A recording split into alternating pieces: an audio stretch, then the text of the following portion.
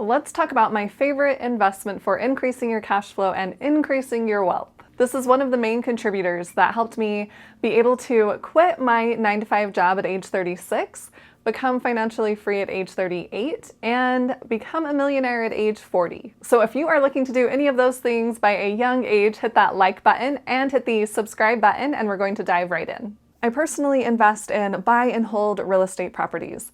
I find properties that are in good condition, I put renters in them, I collect that monthly rental income, that cash flow, every month. And of course, that is not the only way to invest in real estate. That is one of the benefits of investing in real estate. You can diversify. There's so many different options for real estate investing. For example, you can do what I do, the long-term buy and hold strategy, or you can do the short-term strategy and rent it for the short term, like an Airbnb. Or you can even do an apartment building, or even commercial real estate. You could have buildings that are for businesses. So there's lots of different options with real estate investing. Another benefit of real estate investing is the appreciation. And since I'm investing for the long term in my rental properties, I'm not looking for the appreciation, the value of your home to go up very quickly. But the property that I bought just in 2018 is now worth over $100,000 more than I purchased for it. And that was just a few years ago. So by holding for the long term, you will see that appreciation of your properties go up over time. Also, like I mentioned earlier, real estate can create that cash flow for you every month. And you know what my favorite day of the month is? It is the 1st, which is usually people's least favorite day.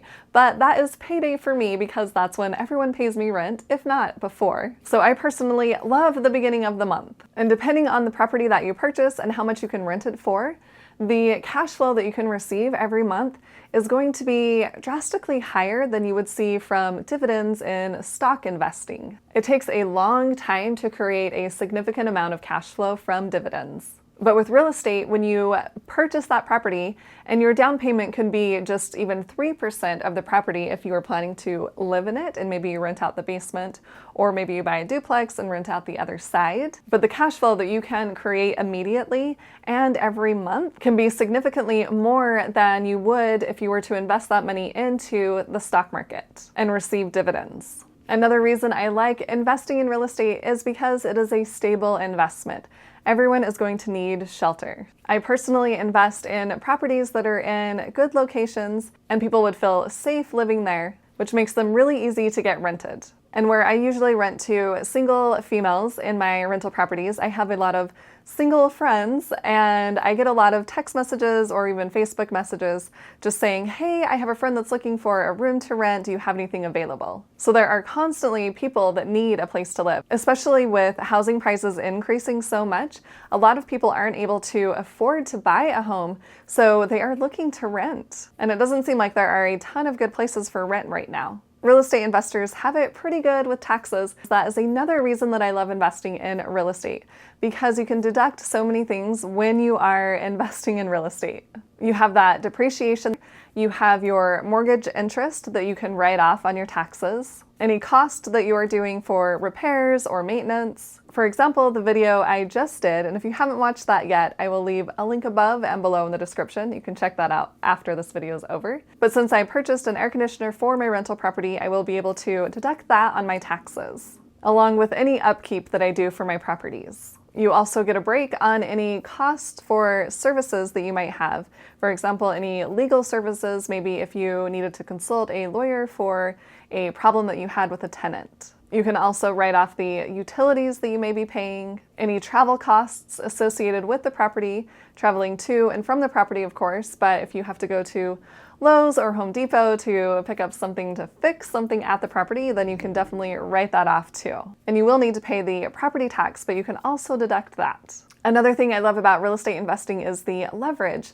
You get to have a property that is worth so much more than you originally put into it. For example, if you find a property for $100,000, we're using a very simple example, and you wanted to put 20% down on that property, it would be $20,000. And you can go to the bank and take out a loan for that remaining 80 grand. And by using this leverage, you are coming up with a small amount, and yet you're able to purchase this property that is worth a lot more. And then when you have renters in there, they pay off your mortgage for you. Once that mortgage is paid off, it increases your cash flow. Plus, over that time, your home is appreciating in value. So if you want to sell it down the road, then you can make a profit and you've created all of this cash flow along the way. And of course, you'll need to show proof of income, and you will get a lot better interest rate if your credit score is higher. And if you want to know how to increase your credit score, I did do a video for you. I'll leave a link above and below in the description. But these loans are very common, so it's not like you're doing something completely bizarre and out of the ordinary and the banks won't know how to handle it. It's very easy for them to set up a mortgage loan for you. Going along with that leverage side of things, you could refinance your mortgage if you wanted to, take out some of that extra money when you refinance and purchase another property. And real estate properties are tangible assets, something that you could live in if you needed to. It's not just something in the digital world that could go away at any second. And when you are investing your money, it's nice to have an asset that can easily be insured. If something were to happen to your investment, then you have that insurance policy. For example, if there was a fire or something, you would need to pay your deductible, of course, for your insurance, but then the rest would be covered. And with other investments, that's not always the case. For example, if you are investing in a stock in a particular company and that company goes bankrupt, there's no insurance on that share that you bought of the stock. Another reason I like investing in real estate is that you can build generational wealth through real estate. You could leave those properties that you own to your family members, and that way they'll be able to collect that cash flow after you've passed on. And while talking about building our wealth, 90% of millionaires invest in real estate in some form. So if that doesn't say something right there, I don't know what does. And yet another benefit of real estate is that you control your investment. If you are investing in a stock in a particular company, you don't really have a say on what items those companies starts to sell, or if they decide to create a dividend, or if you are investing in an index fund, you don't have the ability to say, okay, I think this certain stock should have this percentage in the index fund, and this certain stock should only have this amount, and so on. You don't really control that. But with real estate, you control who you put into your property, who you rent to. You set your rent rates. You control if you want to do upgrades or not, and what types of upgrades. You're the one managing the property, unless of course you get a property manager, but then it's your choice on who you hire as a property manager. But you have the say in what goes on in your property and with your property.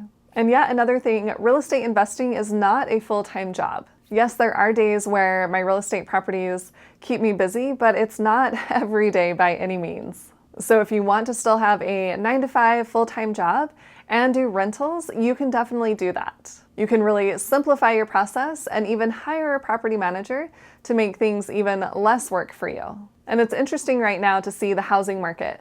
There is a shortage of houses right now, and the demand continues to grow, and that's a big factor for the price of housing to increase. So if you are already invested in real estate, you are taking advantage of this right now because you're able to sell one of your properties for a lot more than you purchased it for, and that way you could get into another property if you wanted to. But those that don't have any property right now, they are struggling to purchase a home. And I don't see the housing supply growing astronomically. There's a limited amount of land, but yet plenty of people that need shelter. I purchased my very first property back in 2005. So I have owned at least one property for over 15 years now, and I've had roommates living with me this whole time. So essentially I was managing my first property, even though it is a lot easier to manage a property when you do live there. But I can definitely say that I am so happy I purchased that property when I did. Back then, the market was just starting to go up. It was before the housing crash of 2008. But since I was keeping a long-term mindset, the 2008 crash didn't really affect me. I didn't really panic. I knew there would always be people that wanted to rent, and I wasn't planning to sell my property anytime soon. And now I have since paid off that property, so I have increased the cash flow on that property, which has made a huge difference in my life. Like I mentioned at the beginning of the video, I was able to quit my 9-to-5 job at age 36 because I had rental income coming in from 3 different properties. I had not yet purchased my fourth property, which I did in 2018, and that's when I became essentially financially free. Even though I guess you could say I was financially free at age 36 since I never got another full-time job. But I just felt like purchasing that next property gave me the cash flow I needed to cover all of my expenses and plus some. And now to see how much all of my properties have increased in value is amazing. And that is what helped me hit over the $1 million mark for my net worth. And the other great thing about real estate is that you don't have to stay in real estate if you don't want to. I was talking to a guy at a party the other night, and he was saying that he had recently sold his properties that he owned in California because they were up so much in value that he made a great profit off of all of his properties. And by selling that, he has enough to live off of. So he ended up quitting his, I think it was an engineering job, and he started his own charity and is just focusing more on service. But real estate is what helped him do that. So he didn't have to keep all of his properties forever. He was able to sell them and be just fine.